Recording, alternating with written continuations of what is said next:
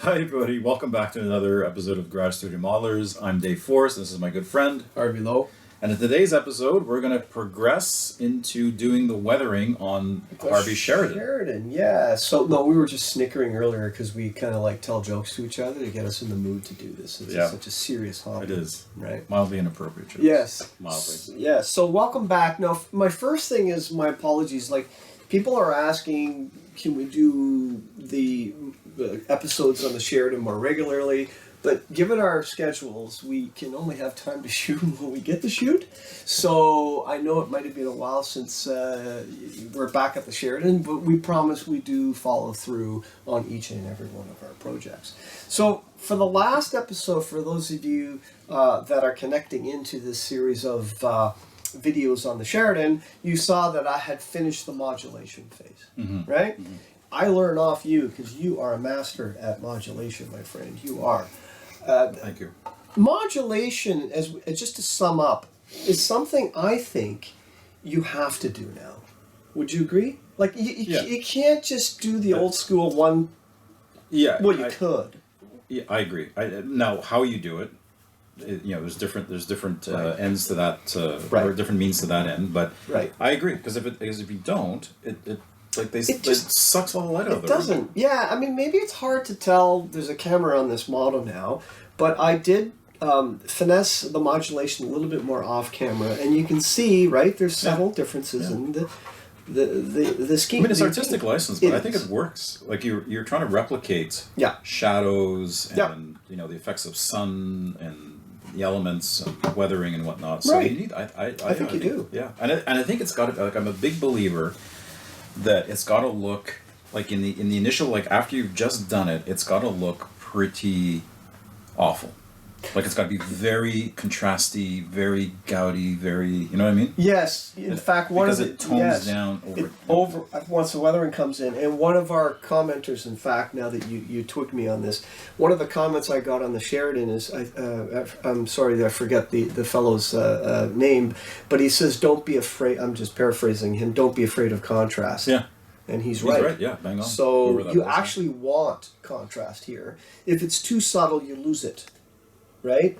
And that's probably, I'll admit, if there's a weakness I have, I do all this modulation, especially in aircraft, and then it's gone because I've covered it too much. Well, aircraft is different. Yeah, you want to be more subtle. Yeah, you got to be a little more subtle. Right. Otherwise, that does look kind of...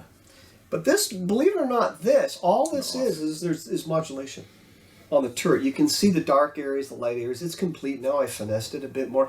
I don't have to do too much on the bottom because you can't see it. You can't see it much, yeah. But you can see it's there. And I added yellow and flesh to lighten up the green. Try not to use whites because I find it's very bleachy. Right? Yeah, I agree. White, like the great colors I like are even like the Tamiya flesh color. It's got a little bit of warmth, a little bit of depth to it. Using white, unless it's on a gray, but even grays, you can still use. You can still use them. Add a bit of warmth. It does get pretty bleachy. You're right. So even for when I haven't done an episode yet on black colored subjects. Maybe a Defiant one day, but I know for even black you want to add some color to them, perhaps deep reds, to give it a bit of warmth. So you can see there's the turret. I'm satisfied with the modulation, and this is the hull. Same thing. You can see that there's. And just before I forget on the topic of modulation, so there was on Facebook, and I can't remember the modeler's name, but he was doing a Hellcat. Yep. And in the dark sea blue, the 3-tone, but he highlighted. Like he black based, and then he went over to each panel in a different color. So you'd have one in a vibrant blue, one in yellow, one in a green, and then he covered everything off, and that gave the variation. So that's like for air. I don't know how well that would work necessarily for armor. Yes, maybe it would work. I mean, it probably would work, but certainly a very good application for aircraft. I do that technique on tracks. So I will do that on. In fact, I haven't done the tracks yet, but I'll do that technique. I actually use very vibrant yellows, blues, greens on the track, and then you blend it together with a track color, and you can see that color coming out. And I'll show the viewers on a subsequent episode how to use that. For this one, the only modulation color, you saw the previous episode, one was white and then black shading, and the other was black basing, black base with white. And I only use those two colors. But you're right, you can use different rainbow colors to get a different effect. I chose not to on this one because it's armor. Now, I'm kind of like moving off topic, but I am working on a Silveria Marchetti SM75, and I did do the black basing. I chose white only because I didn't want so much vibrancy happening. It depends on your preference of the aircraft. I want it more subtle. Yeah. But yes, you can. So now that we've done the modeling, it's ready to go. Now you'll notice, if the camera shows it, this one's being gloss coated, and this one has not, right? And I actually applied a wash to the bottom, not to the top yet, on this gloss covered hull. Now, why am I talking about gloss and matte? I find for me, there's no set steps in the way I weather armor. I don't know if you have, but I do modulation first. That's a given. And then I usually start with a wash right after that. Do you do that? Or do you do your washes later? That's a good question. I kind of jump around a bit, but typically, so my order of operations is you do the modulation. You put, if you're going to put filters on. Right. Then if there's decals, that's where you do the glossing, putting the application of the decals. And then I get into washes, and then the pigments, and then the muds, etc. But sometimes, depending on part of the vehicle I'm working on, I may jump around and not do that in exact order. Very good, because that was exactly what I was saying. I don't have a set steps. The only ones I agree and that we usually do first is modulation. But I never gloss coat unless I'm putting a decal. I gloss coat when I use washes. Only because I find that, I use gloss or semi-gloss. Here's the rule though. If you are using washes, try to do them on an either semi-gloss or gloss base, because then the wash will flow. It does flow better. It flows better. Yeah. If you're using a filter, do it on a flat base. So that's why I'm following yours, and there's no script. Yeah, you're right. There's no script to what we're talking about. So I'm gonna take. But I still do washes. You're right though. The washes are a little bit more. You have to pay attention to them a little bit more. You do on a flat. Right. So here. Which is why I really like an eggshell finish. That's what I'm getting at. Now this is gloss because it's out of expediency for the video. I actually sprayed this gloss on using. Vallejo out of a can. Just sprayed the gloss. You're brave. Yeah, I am brave. So, two things here. I bet you wouldn't do that on an aircraft. No. No, I wouldn't use the spray can. I would use an airbrush. So, again, this is gloss base, and this is unglossed, because you're right, I want to do filters on the turret first, because it's kind of sitting away from the mud. Doing filters on here, I don't know if it's worth it, because it'll be covered in dust and crap.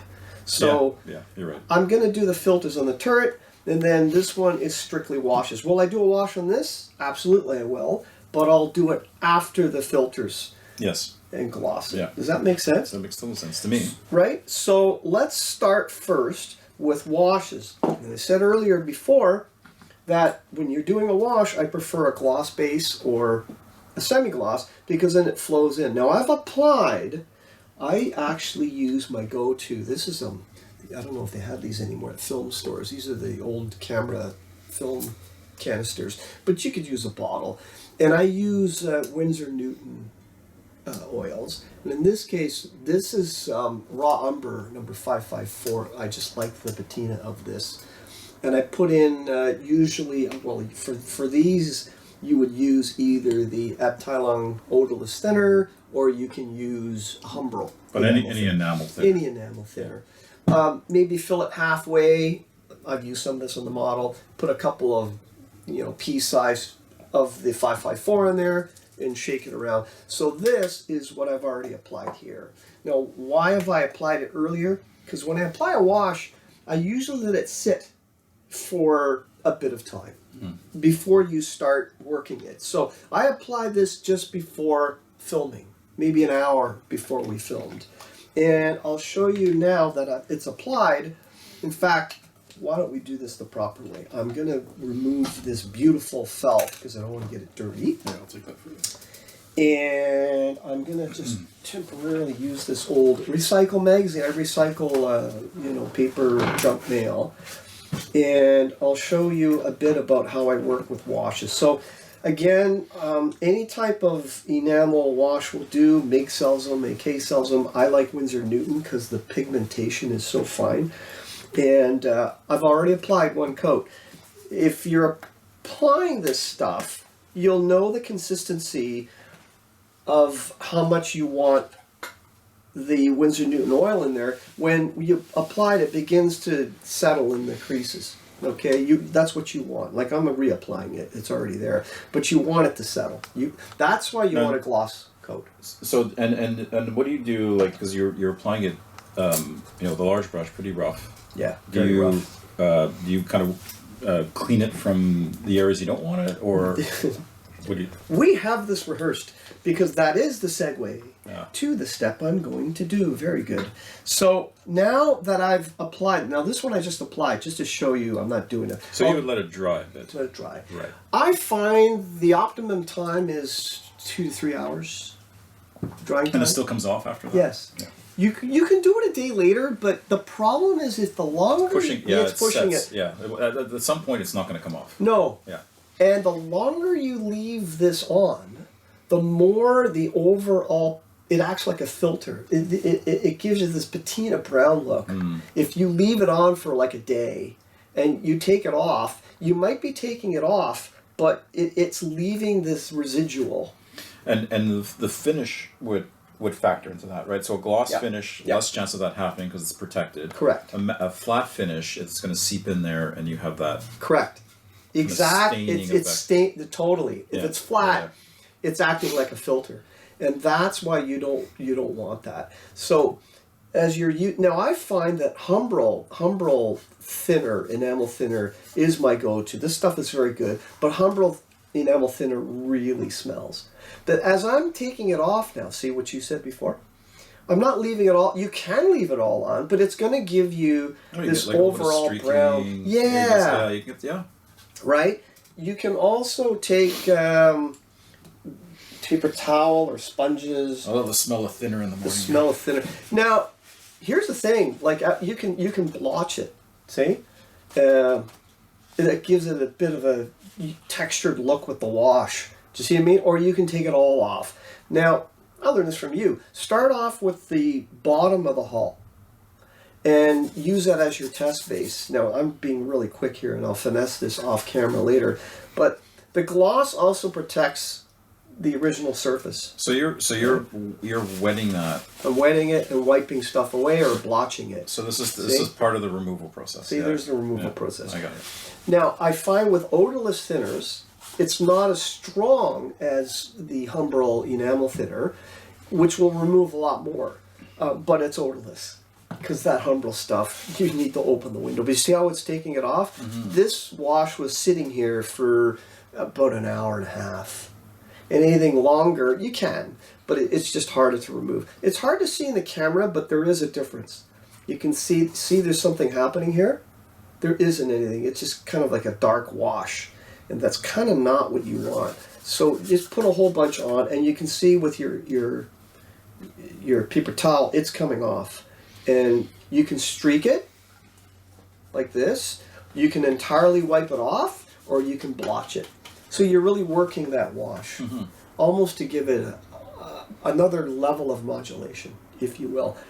You can use different colored washes. I tend to stick to dark browns at this stage. Yeah, dark browns are pretty universal. It's a nice... Go well with olive drab, with panzer yellow, with three-tone camo. Yep, totally. Russian 4BO green. Yes. Panzer gray even. Right? But I wouldn't use like in this case the vehicle's olive drab. I wouldn't use an olive drab oil. It doesn't do anything. Oh, you won't see it, right? It just doesn't. You want some contrast. So we're done with that. And now I do usually start with the lower chassis. And again, you see here, I'm doing it quick, but you want to just wipe off the areas on the broader surface. leaving the wash to keep settle. Now, what's your plan for, like, how, are you putting mud on that later, Yes. or you are? Absolutely. And you think it's worth doing the wash on the component parts now? Good question. With the, Here's what I call the way I do weathering. It's layering. It's not 1, 2, 3, 4, except what we talked about generally about modulation. But I usually kind of like this universal wash of modulation as it sets the base.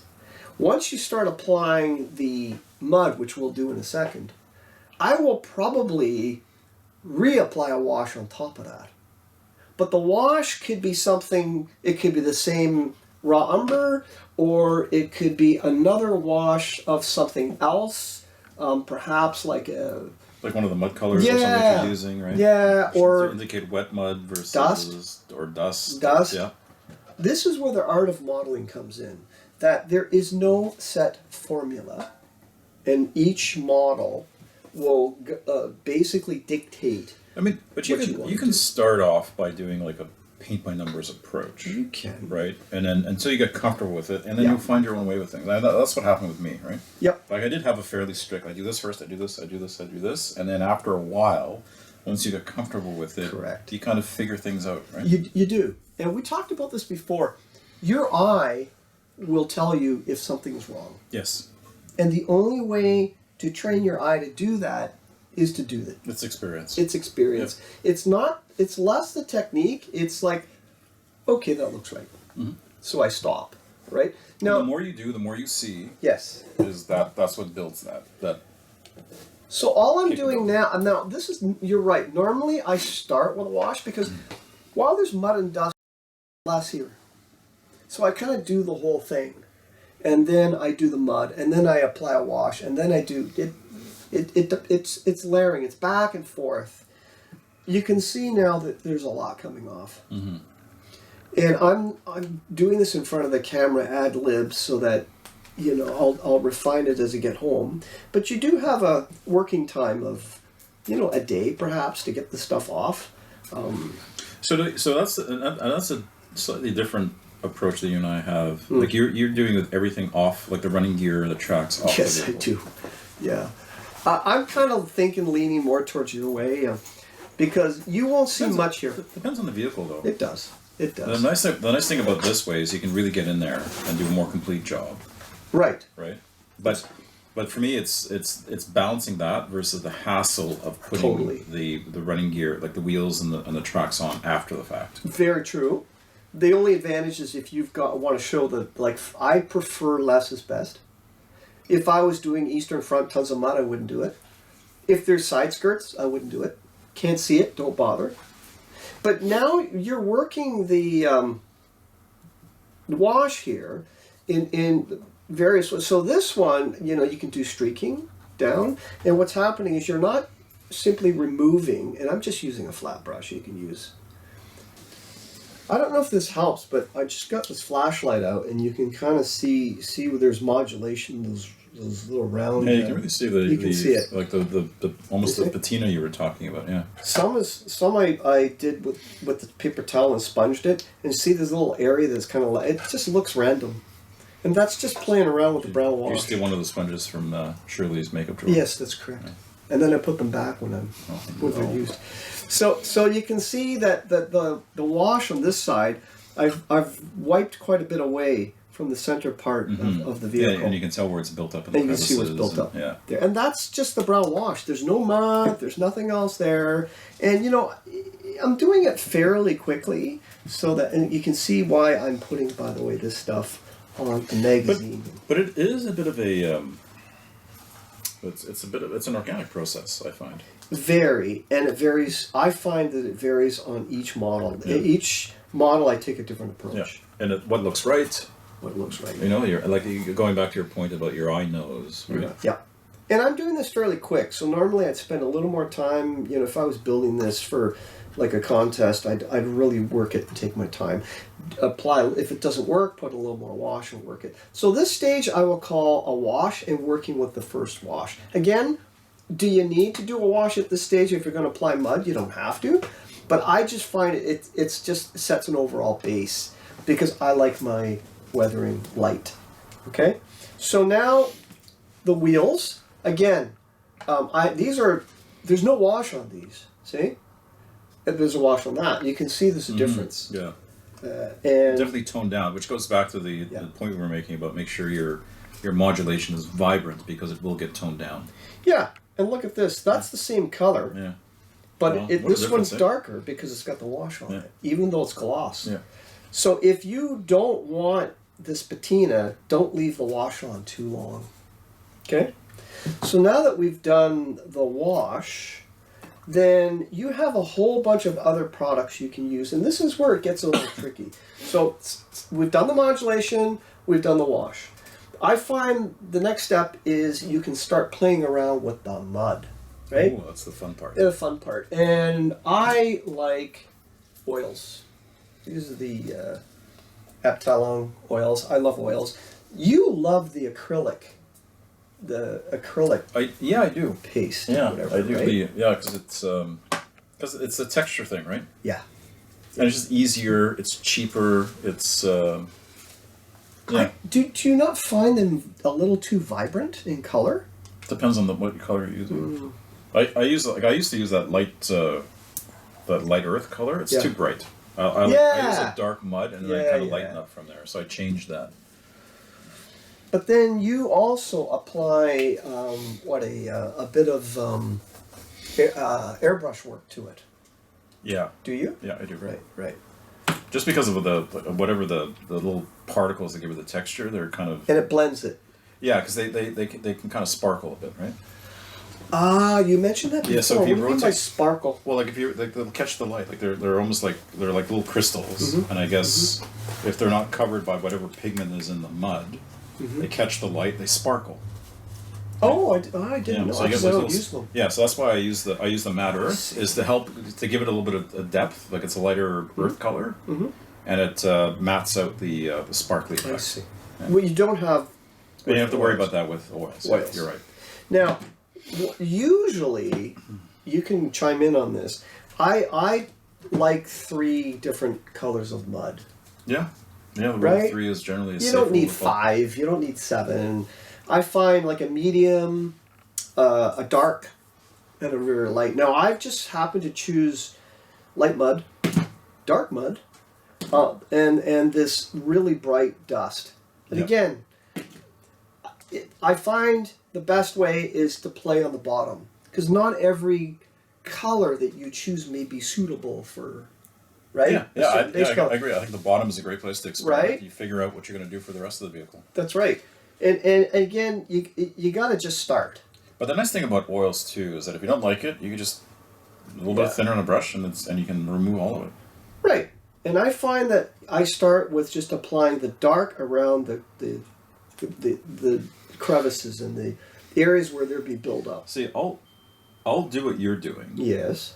but I'll do it on something that's textured. So that's why I like that acrylic mud I see. because it gives a bit of texture. Now again, it depends on the look you're going for the vehicle, but I would once I build that base up, then I would use this to kind of fine tune some of the hues of the. That's a good point. Now, I have in the past applied texture by using various lacquer primers. So I would use like the Mr. Surfacer 500, and I'd actually put in a bit of plaster of Paris and mix it. For texture, yeah. Yeah, and then I'd apply it onto. I didn't do it this time because I figure it depends. Plaster of Paris is what everybody used in the old days before all of this convenience hit the market, right? Yep, Yeah. totally. Now, like, what am I doing? I have no idea what You're I'm just doing. all over the place. Look at you. I'm You're just just all over the place. dabbing mud colors willy-nilly. Willy-nilly all over the place. Now, again, what kind of brush? For this part, like something large. And you know, you're kind of like just... It looks really horrible, but start on the bottom, right? And this is where you want to start getting some tonal value. Where is this process going? Where is this process going, right? Where is it going, right? Getting a lot of it off, and then working it, right? So you can see that there's like brown areas towards the crevices, and I'm doing this fairly quick. And now what I normally do, since I'm kind of doing this rough, is to let it sit a bit. Yeah. Like I'm doing this all wet, but I would actually let this set for an hour or so. Yeah, it might be. Less. Yeah, and because it's too wet, yeah. right?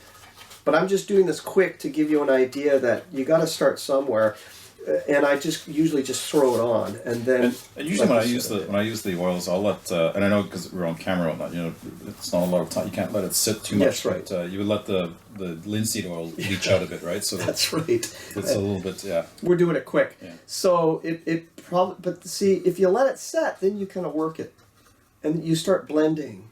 Right? Now again, this linseed hasn't settled quite because we do everything live. But you go back over the dark brown. Yeah, it's starting to come together. It's starting to. You can use a sponge and just kind of like. I usually keep the center areas open, not like wiped clean, and then I work the edges. And where the lighter mud meets the darker, that's when you start blending, stippling with it. Now again, I'm doing this fairly quickly, but you'd probably want a round brush, which I have somewhere here, as opposed to a flat brush.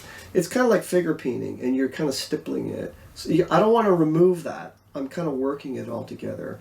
And again, you want that to collect under that, in that kind of that crevice or that. Right? You can kind of see. Yeah. Get the light on there now.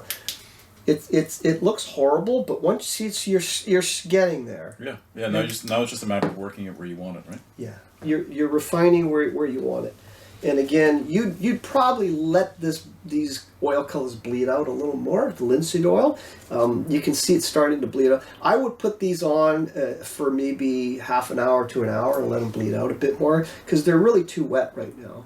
But since we do everything live, and you're working with the thinner, the odorless thinner is great for this because it doesn't smell. And just kind of stippling and working it, right? And I want a little bit more dark in there. But you want now this is the really light stuff. You want some contrast in there. Yeah. As you're working. See? Now, again, it just looks rough when you're doing it. And you're constantly applying and removing and blending. It's a very organic process. You're kind of taking some away, adding some more, away, moving it around. That's right. See, and you're I call it building up. See, there's the dark stuff coming in again. Now, some people have a larger palette and they mix the colors, so they have a range. It's really. But 3 is more than enough. To be honest, you can get by with 2. I think so. Yeah, I think so. And just work your, you kind of mix in the middle, right? And then I'm just dabbing it with the sponge to kind of see it's slowly working its way. Yeah, it's right? getting there. Very nice. Right. It's sometimes you don't want to sit there and do this for several weeks. It's mud, and you just kind of you actually want that random look. Maybe there's a little bit more build up here, and again, put the flashlight. See, it's getting there. Now that's a little rough there. It looks good though. You could leave it like that. You could just. And it's funny, like with the oils, there is a bit of texture, a tiny bit of texture with the oils. There is, depending on how much you leave on there, right? I just find that with Vietnam vehicles, they're dusty in Vietnam. So you're right, I didn't add the texture, but for sure, Eastern Front with your stew that you're working on, it's probably a great idea. And like I say, plaster of Paris still works wonders, and I'm stippling. And you see this little round area. What are these? What are these? Access hatches or whatever. Access hatches for something. You can actually take like a Q-tip and then wipe everything away, so that you have some areas that actually have like nothing.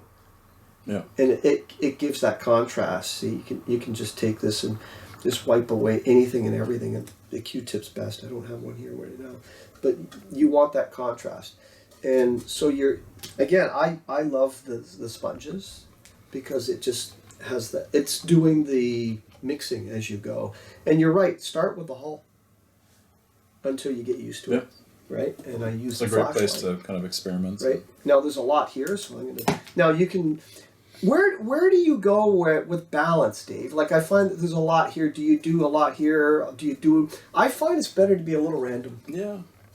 right? I mean, there's no right or wrong answer to that. Right. Since I got a lot it's just here. got to look. It's got to look good. It's got to look right, and your eye will tell you if it looks right or not. Yeah, right now this doesn't look right because there's too much here, and so I kind of want Maybe yes, maybe no. a balance.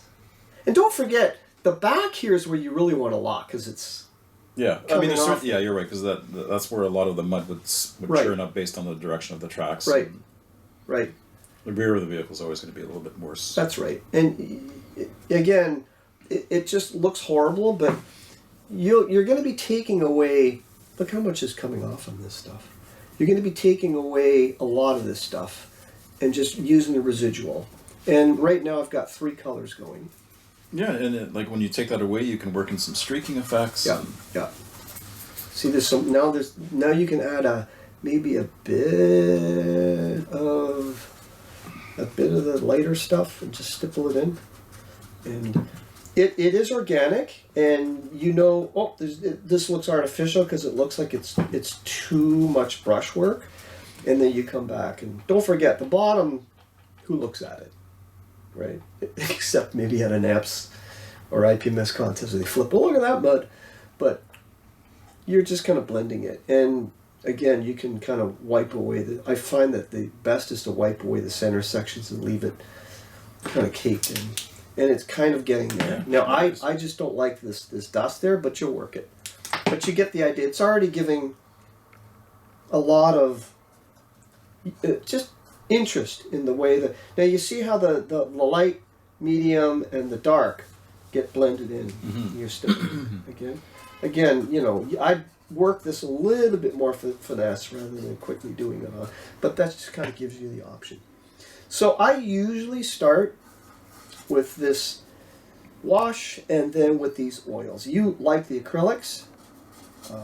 The other thing that I usually do, which I didn't do here, because every model's different, I love XF52 Earth. Mm.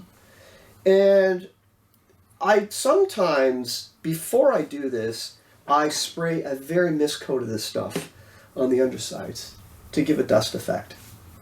See, Right? I do that.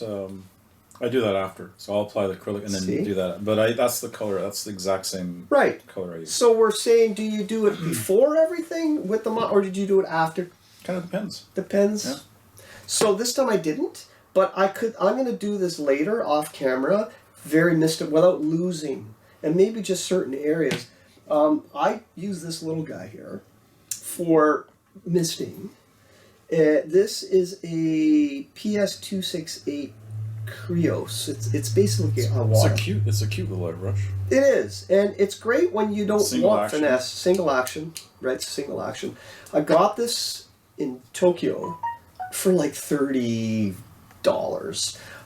and the only reason I use this for like dusting on hulls is you don't want to maybe get your HPB Iwata with so many parts. This is, look, that's the needle.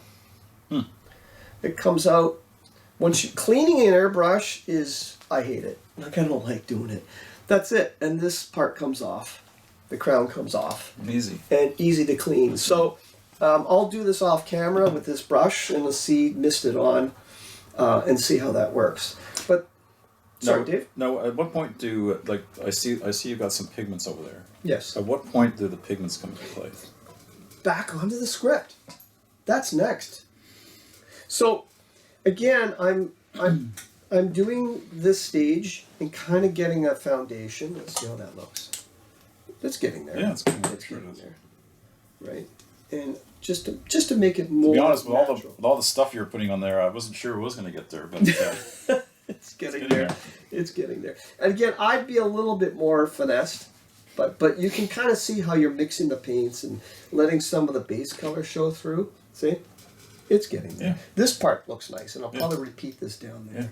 Yeah. And it looks a little rough at this time, but you can get it. Right there, it's getting nice. Yeah, it's getting there. That's good. So, powders. So now we're kind of done with the oils. Let's get this out of the way. Because I don't want to dirty up the table here. So, and you can see I've removed a lot. Any cardboard will do. These are the cup holders. I guess what do you call these when you get them from coffee stores. Oh, for the hot. Yeah. The insulators or whatever. Yeah. And I'll put that aside.